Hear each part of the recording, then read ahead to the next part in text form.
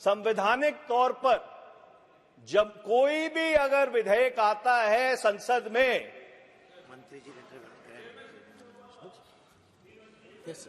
गृह मंत्री जी बात तो खत्म करने दीजिए। माननीय अध्यक्ष, मैं इसका कल डिटेल जवाब दूंगा, मुझे कोई आपत्ति नहीं है, मगर कल और आज के बीच में मीडिया में काफी गलतफहमी न हो इसलिए मैं कहना चाहता हूं।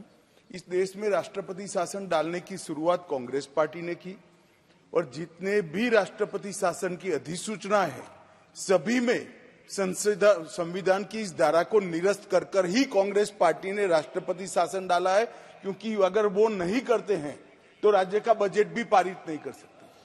ये विद्वान वकील है, मुझे मालूम नहीं है आगे पीछे का देखते या नहीं देखते हैं, अचानक इनको एजेंडा दिया है बोलने का या क्या है मुझे समझ में नहीं आता है, मगर इस तरह की बात कम से कम वकील ने नहीं करनी चाहिए।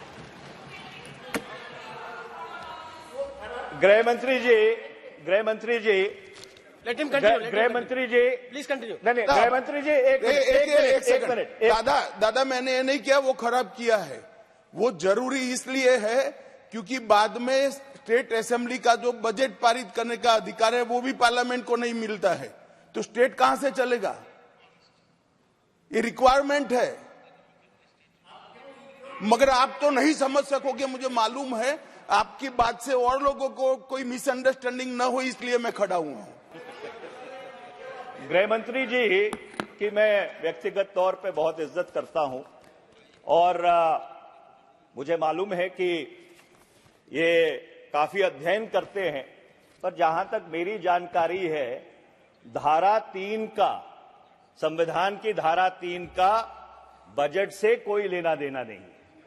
धारा 3 संविधान की सिर्फ प्रदेशों के पुनर्गठन से एक मिनट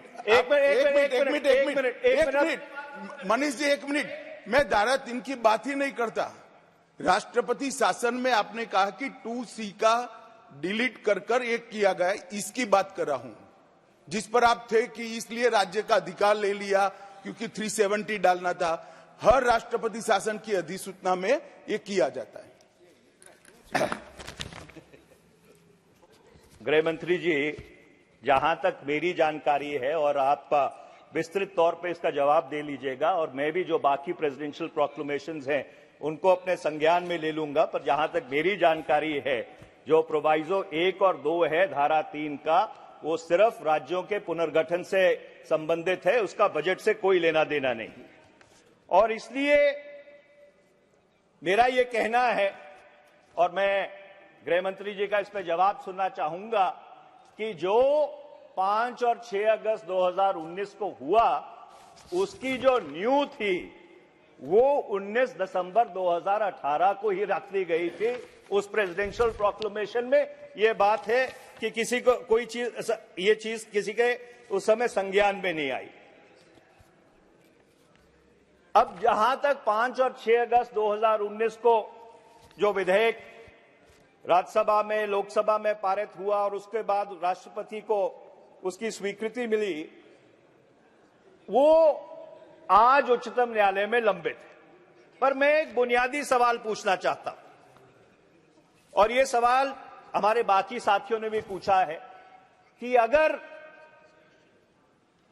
अपने फैसले के ऊपर इतना ही भरोसा था कि जो आपने फैसला किया है वो जम्मू कश्मीर के हक में किया है, जम्मू कश्मीर के अवाम के हकूक को सामने रख के किया है, तो 5.5 साल में जम्मू कश्मीर में चुनाव क्यों नहीं हुए?